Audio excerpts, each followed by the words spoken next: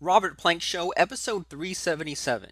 Ditch the blueprints, follow your intuition, do what you love, test things out, put yourself first, live with love, and find personal fulfillment as an entrepreneur with Heather Criswell. Hey everyone, and thanks for listening. Today we're going to talk about following your intuition and ditching that blueprint. And the person to tell us all about that today is Heather Criswell. And Heather is the founder of WiseInside. She's a speaker and author of the award-winning How to Raise a Happy Child and Be Happy Too, and Wise Talk from the Other Side. And she's the host of WiseTalk Radio, which is a podcast which shares a revolutionary approach to heart-centered communication. And she's worked with over 30,000 children and their families, helping them to see their power, their own greatness, and communicate from love. At 21, she founded a unique preschool and later opened a holistic wellness center, and she's dedicated her life to helping people step into their greatness and shine bright. And you can find her website at wiseinside.com. So Heather, how are things? Great. Thank you so much for having me, Robert. I so appreciate being here. Well, I appreciate you being here. And so, following your intuition, can you kind of tell us what this is all about? Well, being online, I've been in business for over 20 years, and I had brick and mortar with a preschool and a wellness center. And online business has been so different. And there's been this whole, you've got to do this, you've got to do that, you've got to build a sales funnel and email people and bombard them and give free stuff and videos and all the shoulds that we should be doing. And what I've realized, and quite a few of my friends and colleagues have realized, is that that doesn't feel good to us. And so consequently, when you put stuff out that doesn't feel good to you, it's not going to feel good to your audience, and it's not going to get you anywhere. And we've been inundated with online courses of, if you just follow this blueprint, then you're going to lead to success and you're going to have six figures in 1 month. And it all just feels so gross and slimy. And so ditching the blueprint is really reconnecting back to yourself of, what am I wanting in this? What feels good to me? And I can tell you right now that emailing somebody 4 or 5 times a week, once every day or twice every day, doesn't feel good to me. It doesn't feel good for me to receive them. It doesn't feel good for me to give them. So there really is no quote unquote blueprint other than what your heart is guiding you towards. And that's really what I think a lot of people are striving for right now. A good friend of mine is actually writing a book right now called Trying to Make It. And it highlights all of these shoulds that we should be doing. And she was listening to everybody else instead of her heart, and consequently was just spinning her wheels. So it's a real eye opener to start listening to what you want. And you'll see that really serving ourselves first of what we want and what we want to put out there actually brings bigger rewards than we could ever imagine. Well, great. Well, I can't wait to unpack some of that stuff. And a lot of what you mentioned made a lot of sense to me, just as far as like, not living someone else's life, or, not modeling some of these really aggressive marketers and doing what feels good to me or you. So as far as where you're concerned, like when you say you do what feels good to you, in your business, what does that mean exactly? Well, in my business in particular, I am a speaker and author, and I share a lot of content. And for me, sharing stories and content is where I light up. Doing podcasts like yours, writing, those are the things that light me up.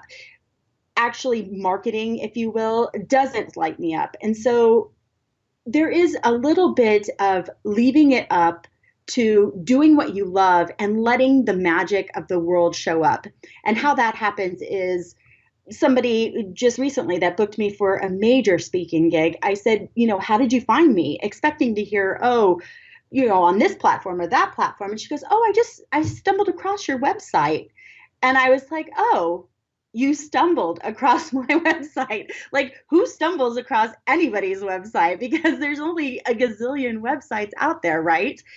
And I finally figured out how she found me. And it was through another women's group that had featured me in an obscure article. And So we never really know how the magic is going to play out. And oftentimes we're doing our best to control that. And I think being in business earlier in life where there wasn't internet, I'm kind of dating myself now, where there wasn't internet, there wasn't social media, and good grief, there weren't even cell phones, quite frankly. We had pagers. So it was a different world altogether. And you had to somewhat rely on just this universal magic that shows up where somebody tells somebody, or they somehow stumble, quote unquote, across you. And now we've gotten into this space where we're in control of it. If we just hustle really hard, then we'll get all the clients we need, or then we'll get the business that we want. And the truth is when you follow your heart in doing what you love, and I'm not saying just sit around and don't do anything. I'm saying really follow your heart of what feels good to you. So if you love marketing, then market. If you don't love marketing, then do your creations however they show up. And lo and behold, the right person will show up to help you market. And the most recent example of that is I literally got an email last week from a girl that said, I want to do an internship on speaking and motivational speaking, and I really would like to intern under you. And can I work for you? Basically, can I intern and work for you for free? And I couldn't find somebody to do that for the life of me for the years until I gave up and just said, I'm just going to do what I'm supposed to be doing, which is creating and sharing. And lo and behold, this girl shows up and she's going to help me with speaking gigs. She's going to help me with social media, all the things that I don't like doing. She's going to help me with for free. And I say free lightly. I'm going to be mentoring her as well. But it's a really beautiful partnership that I didn't search out, that I didn't hustle to find. It literally just dropped in my email like that. So being open to the magic of how things show up for us in ways that we couldn't even imagine, simply by doing the things that we love the most. Super cool, and I like that way of thinking. And what I'm sort of hearing as you're explaining that is, I mean, it sounds first of all that like you put out a lot of things that way you can maximize your number of chances, right? Like it's not like you're just kind of sitting at home waiting for the phone to ring. Like you're appearing on podcasts like this one, you're answering those emails as they're come in. So it's like you're kind of also prepared for those things that come to you. And I can definitely relate to sort of, I don't know what you'd call it, like being in alignment, I guess. So that way, like you said, if you're a marketer, then market. If you're if you're a writer, then write, or like do that thing that you like to do. That way you're not just kind of trying to fake it till you make it. But one thing that sort of comes to mind as you're explaining that is, I know quite a few people, and I'm sure that you do too, who kind of use this sort of do what you love and the money will follow kind of mentality as an excuse to stay inside their comfort zone or act timid or self-sabotage. So is there a way to do all these things and kind of maximize your chances so that someone can stumble upon you without falling into that trap of playing it safe? Absolutely. That's a beautiful point. And the truth is that the things that I love are the things that challenge me the most in life. And those are speaking events. And I spoke at the Women's National Conference in California, the California National Women's Conference. And that is completely out of my comfort zone. It was a tremendous experience and opportunity. And there was every part of me that was like, oh my gosh, I don't even know if I could do this. And so it's not about not being in fear or stepping out of your comfort zone, because that was completely out of my comfort zone. And yet it's really about following your intention. And I think the problem that people run across when you say something like when you mentioned, do what you love and the money will follow. I've kind of switched out of that realm and do what I love and set my intention that I am going to serve myself in how I love. And that's going to be a ripple effect in the world. And that will come back to me in many ways. And it may not be money. This intern is not giving me money. And yet she's giving me a service that would cost me a tremendous amount of money. I'm not actually physically taking in money for her to pay her. it's showing up in a way that supports me in the space that I'm in right now, and being open and aware to that. So it's really setting the intention of, this is what I want to do on this planet. And I know and I trust that the right people, the right timing, the right money is going to show up to support me in that. And to your point, keep moving forward with that which you love doing. And for me, it is the podcast. For me, it's speaking. And those things support me in a way that I couldn't even imagine. I spoke for 4 colleges in Northern California, and I made more money in that day than most of the professors make probably in a week, month, I don't know. And the full circle moment for me was, I had gone through this whole space and time where I thought that I needed a degree. And I had returned back to college 2 times to get this degree, until finally a professor said, do not come back here. Leave. You've got your experience, and that supersedes any degree, really. And so I had this full circle moment where I came back, and I was making a tremendous amount of money for the work that I was doing that I loved. And again, it was one of those that they stumbled across me. So yes, to your point, we always keep moving forward, but we never really know how it's going to show up. And being open to how it shows up. And maybe it's not a check or cash, but maybe it's an intern.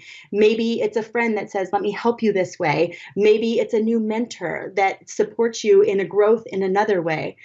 So it's always coming back to, what am I doing that feels good to me, and allowing everything else to come and kind of fit in that puzzle piece, if it makes sense.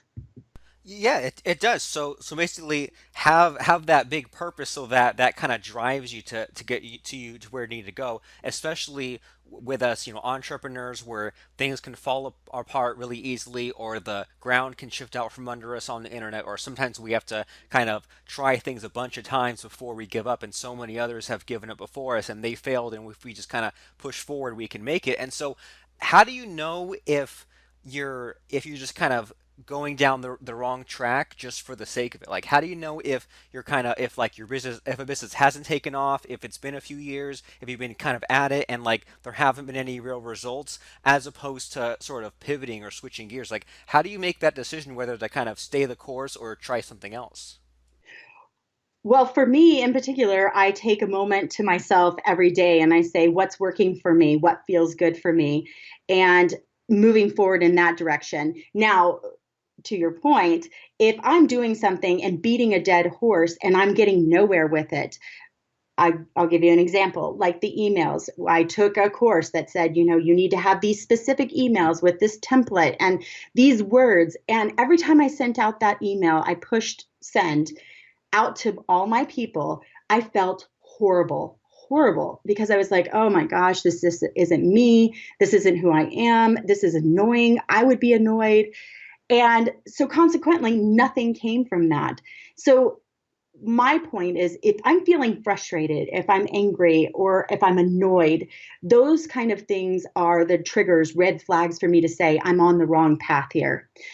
And I do my best not to gear it money wise, because money, again, comes in different ways, shapes, and form. So when we attach our value and worth to money, it muddies the waters, if you will. It makes it all just sticky. And I understand that some people need X amount of money to survive every month. And if it feels better to you to work another job and do your entrepreneurial gig on the side to support you in that, then I would encourage that.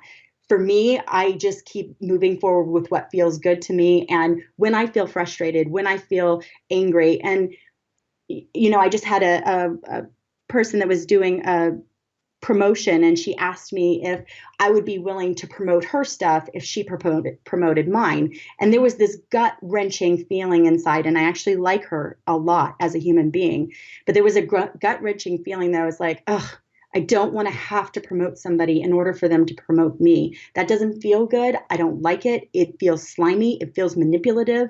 I don't like it. And this is all me. So if somebody else is doing this, then great. And they feel good about it. And I'm just saying from my perspective, it did not feel good, even though I liked the woman. And I had to stand in my power and say to her, this doesn't work for me. I don't like doing it. I love you. And I'm happy to promote you as I go with something content that is relevant or works for my audience. But I want to be clear that this does not work for me. And so instead of doing it, feeling slimy, being angry with her, kind of bitter, kind of resentful, being embarrassed because I'm like, oh, this isn't necessarily for my audience, but I can somehow manipulate it to make it work. All of that just feels gross. And so really keeping in touch with the feeling inside. If this doesn't feel good, stop, don't do it, and evaluate. Is this what is in my highest interest? Not theirs, mine. Because when I put myself first, I create magic for the world. When I put somebody else first and their needs, I feel bitter, I feel angry, I feel resentful, and it all just crumbles to the ground. Perfect. I can relate to a lot of that, especially like you said, if there's someone else who has a product or they're kind of aggressively trying to joint venture with you, and they say, "Here, promote this," or "Here, send these copy and paste emails." I think a lot of us have been in that situation where we are almost cornered and almost like asked to promote like a shady product or a shady sales letter or just something where things were just not quite right or over the top or a flat out lie, and then the response was, oh hey, we'll just promote this and you make some money. And I used to think that like maybe I wasn't a very good marketer or maybe I wasn't a very good networker because I would turn some of those opportunities down as well if it was just too much, too over the top, too ridiculous, not believable, and like just didn't sort of fit in with what it was that I wanted and what kind of things I wanted to send to my list. So I definitely relate to a lot of that. And so like you said a few minutes ago that what really helps is you ask yourself like those same questions every day about like what's working for me, what feels good to me. Do you have any tips and tricks to for like that daily encouragement or kind of ways to get your groove back for those times when maybe you feel burned out or kind of feel like low energy or have the doubt? Any ways that you have on hand to sort of pick yourself back up and keep on going?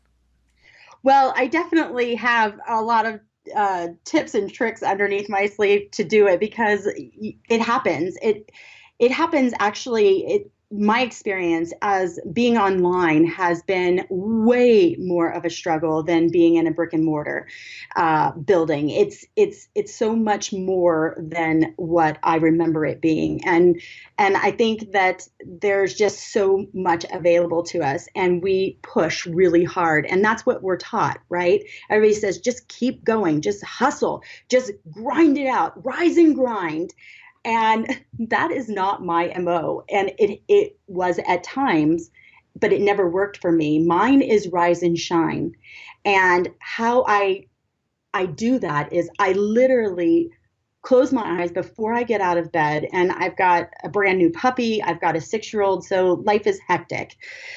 But before I get out of bed, I literally say to myself, what's one thing that I want to do today? Not the eat the frog, the worst thing you can think of that you have to check off your to-do list, but what's one thing that I can do today that will move me forward in the direction that I want to be in, which is speaking or writing? What's one thing that I can do today that I can feel really good about and know that I have done my work, even if it's just one thing, that I've done my work to move forward on this planet in what I love doing. And so that could look like a Facebook Live, that could look like a podcast, that could look like a blog post, that could look like connecting with people, whatever that is for me. Own that, do that, and then everything else that I do is just icing on the cake. And consequently, I end up doing a lot more as well. But when we sit and we say, you've got to rise and grind, you've got to hustle this out, it becomes tedious and time consuming. And we start looking at Facebook and we start talking to a friend and we start hemming and hawing and doing everything we possibly can to avoid it. And when I get in that space, I actually close my laptop and I go for a walk or I go outside and take some breath. Because when I get outside, I get inspiration. I inspire, right? Like I bring breath into my body and get away from the computer. And some days, quite frankly, I wake up and I'm like, I'm going to do this one thing and I'm done for the day. I am done for the day. and I will go and play and have a good time. And lo and behold, every single time I make that conscious choice, something weird and unbelievable shows up in my email. And I'm like, this is so cool, because we're not meant to be here to grind it out. We're not meant to hustle it to where we kill ourselves, or we beat ourselves up so ridiculously that we're of no use to anybody. We're here to shine. And whatever you need to do to shine, and people will say, well, that's, a Pollyanna approach. Well, here's the question. If you're happy and doing your work and succeeding and feeling good about it and getting momentum and getting the results that you're looking for, keep doing that. If you're not, then test some other things out. It could be my things, it could be somebody else's things, but test them out to rock the boat, to shift things around, to gain momentum in another way.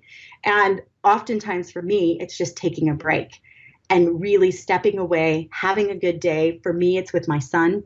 We'll go swimming or we'll go for a bike ride or whatever that is. Reconnect to life and then come back infused with love and life instead of frustration, anger, disappointment, unknowing. I don't know what to do. We start spiraling and spinning. And when that happens, it all, again, crumbles and makes a big giant mess. And we often say, well, we don't have time to go for a bike ride. But is that true? Because would you be using that 2 hours to just beat yourself up, or to get some breath, to start fresh and to do it again?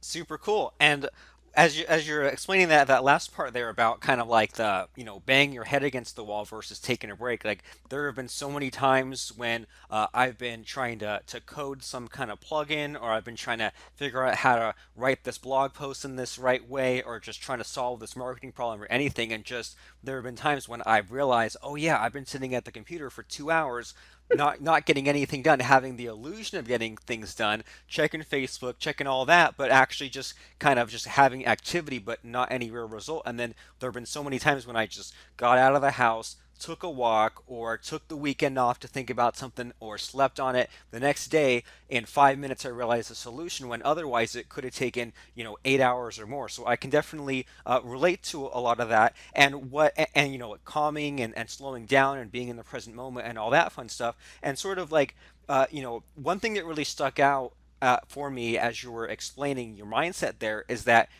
you ask, well, what's one thing I want to do today, whether it's like Facebook Live or podcast or whatever. But what I heard is that you do at least one thing a day, so at least that way you have that sort of consistency. And I definitely see a lot of those same people who they say they're hustling, or they say they're working all these hours, and I'm kind of looking at that thinking, well, why is that such a thing to brag about, that you haven't slept in 2 days? Is that like a badge of honor? And are you really fooling yourself into thinking that you're getting all that stuff done, and really you're just kind of just spending the time sitting in front of the computer? And that doesn't sound like very much fun at all. And a lot of these people who say like, oh well, I'm really hustling, well, they might spend 2 or 3 days nonstop doing all this stuff, and then they'll be so-called burnt out for a week or two after, and they'll like lose all that ground that they've gained, and it's not a very fun process for them. And so I really like your attitude there of just doing one thing that day, one thing every day, and you might just do that one thing and be done for the day, or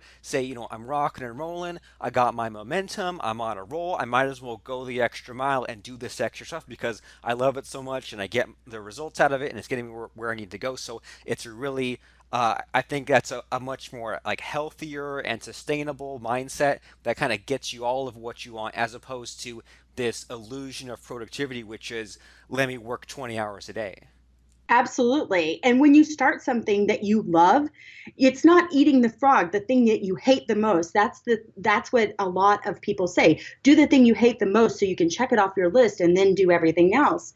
And that's kind of backwards, really backwards, because do the thing you love, then you're pumped up, then you're like, man, I nailed that. I'm awesome. I'm great. Let's do this. Let's do that. And consequently, to your point, you get more and more done without the effort of now I've got to do this. Now I've got to do that. And you'll see that, you can have the 4-hour work week if you want.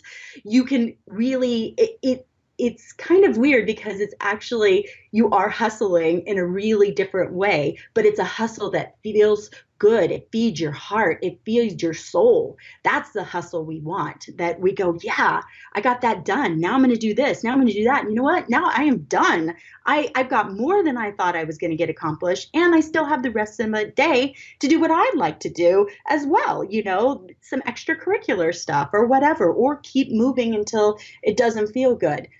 What I will say is when it doesn't feel good, stop, take a break, realign, however you want to, grab something to eat, talk to a friend, whatever it is that gets you out of that momentum of just spiraling and get back into the zone. And to your point, it may be the next day, it may be 2 days. But I will tell you, the more that I am off work doing what I love, the more I crave it and I want to do it. And it's not a problem. It's not a hustle. It's not a burden, or I'm not a martyr. I'm really loving what I'm doing. Awesome stuff. And so, I mean, do you ever see people like still unable to get out of their own way? Like, do you see some people maybe they're just like not super motivated, or they don't have a very good entrepreneurial personality, or they're just too set in kind of the old like employee 9 to 5 way of thinking? I mean, do you ever see like anyone like that who just still, despite all this good advice, just kind of can't get there? Absolutely. And I think it's okay to have the idea that you're not an entrepreneur. I think that we sell being an entrepreneur, and I've been laughing because what I've been hearing is, all this freedom and you get to do whatever you want whenever you want. I have been an entrepreneur for over 25 years, and I have not been able to do whatever I want, whenever I want, however I want, and had all this freedom. When I owned my preschool, that was the most chained I've ever been in life because I had to be there. I had kids that relied on me in order to live. So I got one vacation in 7 years, and I was stressed the entire time. So it's an idea. There are a lot of people that really love doing a job, going to a 9 to 5, knowing that it's done at 5 o'clock. They can walk away, not think anything about it, and have a life. And I think that that is beautiful. I think that there is a natural entrepreneurial side of all of us, and whether you foster it and nurture it is up to you. I think that we all have it. But again, if it's not your calling, if it's not what you love doing, and that might be a time to reevaluate that. If I haven't been successful, I haven't felt good about it, I don't really like doing it, if it burdens me, I'm tired, then go back to work and test that out, see how it feels. It's not a bad thing to work. We need everybody on this planet to do their deal. And whatever your deal is, whatever you sign up for is your deal that's supporting the world in some way. I am incredibly grateful for the crossing guards that volunteer their time at our in our city, or make minimum wage, if that, because they're keeping our kids safe. What better job could I ask somebody to do? So I don't think it's necessary for all of us to be entrepreneurs. So if you don't feel it, then be gentle with yourself and say, it's just not for me. And quite frankly, being an entrepreneur is not all that in a bag of potato chips all the time. Like, it's not all fun and games. It's a lot of stress. So it I think it's something that you really have to love in order to do. And that I will say, with all of my businesses, I love them. I loved showing up. And when I stopped loving showing up, I sold them. That's what happened. Perfect. I mean, that makes total sense. That just to test things out, we're all on our own path. If you don't like it anymore, if the fun's gone, then sell that business and readjust. And what I'm hearing, kind of taking away as you're saying all this, is like do what gives you that fulfillment, right? And like, I mean, a lot of people, including me, like, I'm not happy. I wouldn't be happy with a kind of 9 to 5 job. I'd always want to be kind of building something, or be having the opportunity to think of something in my subconscious on my off hours. But I definitely know people like who would just love to be able to leave all their problems at work and have that boss make decisions for them. So this is all making perfect sense. Just that, if I think a lot of people think that the dream is win the lottery, get paid every day, you don't have to get out of bed, but that just sounds like a pointless, meaningless life. And I'd rather have something that has meaning, has significance for me. And like you said, for some people that's being an employee, other people that's being an entrepreneur, and that thing might change. And the niche you're in, the business you have, the service you provide, the lifestyle you have. So if it's like all passive income versus coaching, those things might change. And so I think it's really important for us to kind of be aware of, are things working for us? Are things not working for us? And be honest with ourselves so that we can kind of change into what we love in the present moment. So, I mean, I really enjoyed our conversation today. I want to make sure that everyone knows all about Heather Criswell, your websites, your blog, your books, whatever you have going on. So, what do you feel like sharing with us today? Well, thank you so much for having me. I so appreciate it. I love talking. Like it just lights me up. So I appreciate the opportunity to be on your podcast. And you can find me at WiseInside.com. And Wise Inside is all about that wisdom within. And it's all coming back to what you love, what you want on this planet. Follow that. And so I'm at WiseInside.com. My books, How to Raise a Happy Child and Be Happy Too, and WiseTalk from the Other Side are all there to support people in where they're at exactly now, and to remember that everything circles back to love for yourself, love for our kids, and love for each other as a community as a whole. So thank you so much for having me. I so appreciate it. Thank you. I'm glad to have you on. So everyone make sure to go to wiseinside.com. That's WiseInside.com. And if you feel like checking out some of those books, the podcast, the blog, go to that site, see wherever your heart or wherever love leads you, and look for some of those breakthroughs and look for those problems or the solutions to the problems you're looking to solve in your life. So make sure to go to wiseinside.com. And if you feel like today's episode connected with you, maybe listen to it in a week or so after you've slept on it to get sort of that extra depth in it. But just make sure that you're not living someone else's life. Make sure you're not living that life that you hate. I mean, eating a frog doesn't sound very appetizing for me in the morning, so I'd rather eat the thing that I like to do that gets me to where I need to go. So it makes perfect sense. Go to wiseinside.com. And thanks, Heather, for stopping by and sharing all this fun stuff with us.